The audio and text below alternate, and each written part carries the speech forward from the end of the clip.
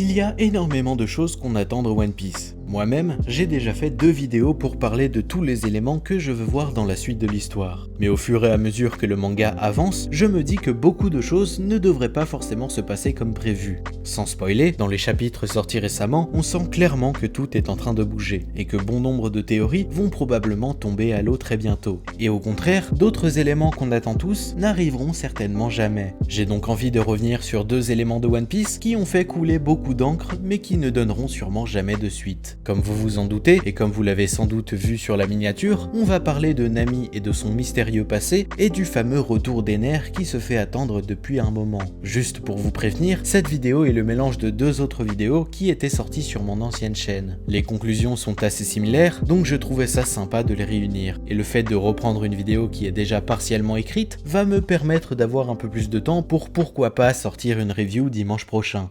Au passage, avant de commencer, n'hésitez pas à mettre un pouce bleu et à vous abonner à la chaîne pour ne rien rater.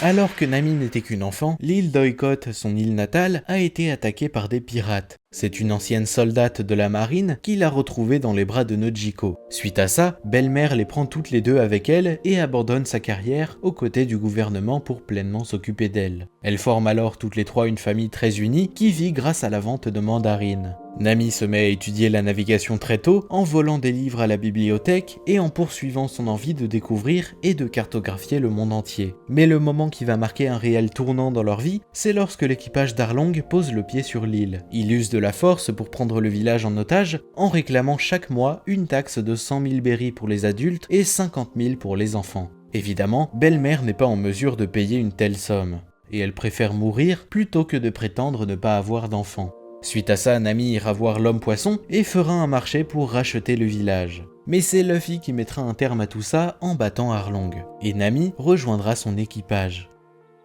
Lorsqu'elle le rejoint, on s'aperçoit très vite qu'elle est très douée dans son domaine, mais qu'elle cache aussi pas mal de mystères, que ce soit par rapport à ses parents biologiques ou même ses capacités hors du commun. En effet, comme je l'ai dit, nous ne connaissons rien de ses parents. Elle a été retrouvée par Nojiko alors qu'elle était encore bébé. Ce jour-là, l'île d'Oikot est un champ de bataille, et Belle-Mère, à ce moment-là dans la marine, est envoyée là-bas pour faire face aux pirates qui ont attaqué la ville. Mais en pensant se laisser mourir, elle croise Nojiko qui tient Nami dans ses bras et décide de les adopter. On peut alors facilement se demander ce que sont devenus ses parents et qui sont-ils réellement. Il est très probable qu'ils aient été tués, tout comme ceux de Nojiko. Mais pourquoi les pirates qui ont attaqué l'île s'en sont pris à celle-ci en particulier ? Dans le chapitre 130, Vivi remarque que Nami, en plus d'être une navigatrice hors pair, est capable de prévoir les variations climatiques de Grand Line. Cette capacité est d'autant plus impressionnante que le climat du paradis est réputé comme étant imprévisible et totalement aléatoire. Ce don, si c'en est un, aurait été recherché par ces pirates, qui sont allés jusqu'à assassiner toute une île pour l'obtenir. On peut aussi prendre en compte et se baser sur les premiers essais d'Oda. En effet, en 1996, avant le premier chapitre de One Piece, l'auteur s'était déjà essayé au manga de pirates avec Romance Down, qui est un prototype de ce qu'est One Piece aujourd'hui. Mais ici, c'est le volume 2 qui va nous intéresser. C'est un récit d'une 50aine de pages qu'on peut retrouver dans le tome Wanted, paru en 1998 au Japon. Dans cette histoire, on retrouve Luffy qui part en mer et qui tombe sur un oiseau du nom de Balloon. On apprend rapidement qu'il est le meilleur ami de Han qui s'est fait capturer par des pirates. Ils ont détruit son île natale pour justement s'emparer de son ami. En fait, Balloon est un Roukou et il est le dernier de son espèce. Il possède des propriétés magiques qui intéressent beaucoup Spill, le capitaine de l'équipage. Ce qui est intéressant ici, c'est qu'Anne ressemble énormément à la Nami qu'on connaît dans One Piece. Elle a son tempérament et quasiment le même chara design. Donc si on se réfère aux idées que l'auteur avait avant son récit principal, l'île natale de Nami et Nojiko pourrait avoir été attaquée alors que des pirates recherchaient un sang spécial, ou même une capacité. Peut-être que les pirates qui ont attaqué son pays étaient à la recherche de ce fameux don que Nami possède. C'est possible que tout comme les habitants d'Ohara, l'île d'Oikot possédait des capacités et des connaissances météorologiques hors du commun. Et c'est d'ailleurs étrange que le nom de Han ait été choisi par Oda, puisque quelques années après la création de son personnage, il affirme que si Ace avait été une fille, c'est ce nom qu'il aurait pris. On sait que le point ardent est très fortement lié à Luffy, mais aussi au précédent roi des pirates, puisqu'il est son fils. Évidemment, je ne suis pas en train d'insinuer qu'elle pourrait être la fille de Goldie Roger, ou qu'elle soit liée à Ace d'une quelconque manière. Mais on voit énormément de théories qui disent qu'elle pourrait être un Di, qu'elle pourrait être née d'une lignée de dragons célestes, ou même qu'elle serait l'arme antique Uranus. Évidemment, chacune d'entre elles sont intéressantes et proposent toutes des arguments convaincants, mais personnellement je n'ai pas envie d'y croire. J'aime le fait qu'elle soit un personnage normal, et toutes les théories qui peuvent exister à son sujet ne seront que des redites par rapport au reste de l'œuvre. Avoir un énième personnage au sang royal, ou avoir l'éveil d'une arme antique, sont des choses qu'on a déjà beaucoup vues dans One Piece, et le refaire avec Nami n'aurait selon moi que peu d'intérêt. On ne saura d'ailleurs sûrement rien sur ses parents, ou sur son île natale. Ces pirates l'ont sûrement attaqué parce que ce sont des pirates et qu'ils pillent des villages tout simplement. Le fait que le nom féminin d'Ace ait été mis en avant n'était sûrement qu'un simple clin d'œil de l'auteur par rapport à ses anciennes histoires. Cependant, je pense tout de même que Nami possède un certain pouvoir, un espèce de sixième sens. Un peu à la manière de Luffy qui se sert de son instinct pour savoir qui sera son adversaire.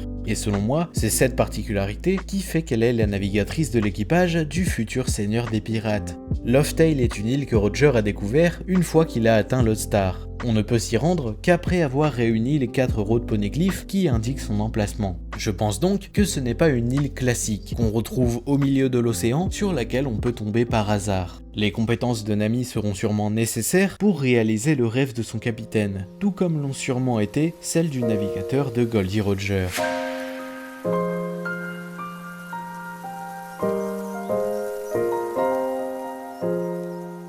Ener est l'antagoniste principal de l'arc Skypiea. Il a grandi sur une île céleste appelée Bilka, et bien qu'elle soit son île natale, il l'a complètement détruit 8 ans avant les événements actuels en obtenant les pouvoirs du Goro Goro no Mi. 2 ans plus tard, il se rend sur Skypiea où il a pris de force la place de Ganfor. Cependant, Luffy va réussir à mettre un terme à sa tyrannie. Après sa défaite, il tombe dans la mer Blanche. Mais il réussit à remonter sur son navire et se dirige alors vers la Lune. À partir de ce moment-là, on le suit à travers les mini-aventures Ener à la conquête de l'espace. Ener est un personnage très apprécié de la communauté. C'est un antagoniste très charismatique qui a su se démarquer. Mais voilà, ça fait presque 14 ans qu'on ne l'a pas revu et qu'on n'a pas de nouvelles de lui. On ne sait pas ce qu'il devient, ni même quels sont ses objectifs. Pourtant, 2 ans se sont écoulés depuis qu'il a rencontré Luffy. Il a eu le temps, comme l'a eu son ennemi naturel, de s'entraîner et dans son cas de réunir et former ses fameux Spaces. J'ai l'impression qu'on en voit un peu moins maintenant, mais au début de l'arc d'Onigashima, on voyait plein de théories sur son potentiel retour. Par exemple, au chapitre 1004, je me souviens que beaucoup étaient partis trop loin en voyant la silhouette sur la dernière page. Ça plus le fait que Nami dit qu'elle a besoin d'éclairs plus puissants plus tôt dans le chapitre, il n'a pas fallu longtemps pour voir des théories émerger. Dans le chapitre 998, quand lors de la sortie du scan, Twitter s'était enflammé parce qu'il y avait un amas de pixels dans le ciel derrière Onigashima, affirmant que c'était l'Arche Maxime qui revenait sur Terre. Scantrad avait directement démenti cette information en disant que c'était simplement un effet dû au scan et aux différentes corrections qu'ils ont faites. Et on peut aussi bien évidemment penser aux différentes covers dans lesquelles il apparaît, ou même les éléments qui peuvent nous faire penser à lui, comme les références à la Lune par exemple. Énormément de gens s'attendent à ce qu'il revienne. Et pour beaucoup, la question n'est pas est-ce qu'il va revenir, mais quand est-ce qu'il va revenir. Voire même, est-ce qu'il revient cette semaine ou la semaine prochaine. Mais est-ce qu'il peut vraiment revenir ? Je pense qu'il est assez simple de répondre à cette question puisque oui, il est en mesure de revenir. Dans le sens où on nous a jamais dit qu'il était bloqué sur la Lune. Il peut très bien réparer son bateau avec les Spaces et repartir. Donc, la bonne question à se poser serait surtout, est-ce que son retour est réellement nécessaire ? Il y a quelque temps, Oda disait qu'il ne restait que 5 ans avant que Luffy ne trouve le One Piece. Il y a pas longtemps, la voix officielle du capitaine des Mugiwara a dit qu'il resterait plus ou moins 8 ans avant la fin du manga. Même si on n'a pas de date de fin officielle, il est clair que l'histoire commence à toucher à sa fin. Donc clairement, je pense que l'auteur ne veut pas s'encombrer d'éléments inutiles. En effet, il faut d'abord terminer la guerre d'Onigashima. On va sûrement passer sur Elbaf, on doit voir Roadstar puis Lost Tale, et il nous a également teasé une immense guerre qui, selon lui, serait la plus grande de l'histoire du monde de One Piece. On voit alors que si retour d'Ener il y a, il doit y avoir un intérêt. Il doit servir à développer tout ce qu'il reste à développer. Dans ce sens, on pourrait par exemple penser aux armes antiques. Peut-être qu'Uranus se trouve sur la Lune. Dans ce cas, Ener est bel et bien le seul personnage à pouvoir la ramener. On pourrait aussi penser pourquoi pas à Barbe Noire, puisqu'on sait que son équipage recherche de puissants fruits du démon. Donc, il pourrait revenir sur la mer Bleue et directement tomber sur le Yonko. Ainsi, ce ne serait pas forcément lui qu'on reverrait, mais ses pouvoirs entre les mains d'un des commandants de Teach. Je pense qu'il y a vraiment trop peu de scénarios favorables à son retour. S'il ne sert à rien, c'est juste du fanservice qui ne fera que retarder l'histoire, là où Oda ne semble pas avoir envie de perdre du temps. Il est donc d'autant plus probable qu'il ne revienne jamais, et tous les indices qui laissent penser à son potentiel retour sont pour le coup tous facilement réfutables. On peut penser à l'omniprésence de la lune depuis le début de l'arc Wano Kuni. Le symbole des alliés des fourreaux rouges est un croissant de lune qu'ils ont sur la cheville gauche. Le nom de la famille de Toki, la famille Amatsuki, signifie littéralement lune céleste, ou même sa prophétie dans laquelle elle mentionne également cet astre. Tous ces liens font que beaucoup de gens rapprochent Wano qui parle de la lune à Ener qui s'y trouve. Mais personnellement, je pense que ça n'a pas vraiment de sens. Je trouve ça un peu faible pour vraiment confirmer les théories sur son retour. Les Minks se servent de la Lune pour développer leur forme de Sulong. Pour Wano, le satellite de la Terre est utilisé surtout comme une allégorie avec l'aube et le lever du soleil pour parler de la fin de l'emprise de Kaido et Orochi et de l'ouverture du pays. Au chapitre 1004, quand Nami mentionne le fait qu'elle aurait besoin d'un éclair plus puissant, il ne faut pas oublier le fait que depuis la fin de l'arc Whole Cake, la navigatrice se bat avec Zeus, qu'elle venait tout juste de perdre. Donc oui, si elle n'a plus le homies de Big Mom, elle perd beaucoup de puissance. Il y a donc beaucoup plus de chances qu'elle pense à Zeus qu'à Ener à ce moment précis.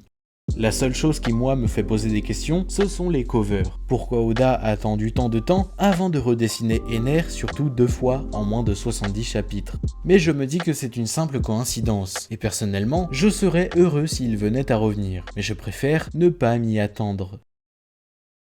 Évidemment, c'est important de continuer de rêver la suite de l'histoire, surtout pour un récit aussi dense et long que One Piece. C'est ce qui fait vivre l'œuvre, et on veut tous savoir ce qu'il va se passer. Il y a plein de théories super intéressantes sur internet, et le retour d'Ener en fait partie. Mais il ne faut pas les prendre comme acquises. Il ne faut surtout pas se retrouver déçu pour une théorie à laquelle on accorde trop d'importance. Rappelons-nous que seules les personnes qui travaillent pour One Piece savent ce qu'il va se passer, et toutes les théories ne sont que des théories qui nous permettent, en tout cas pour moi, de hyper et d'attendre la suite avec toujours plus d'impatience.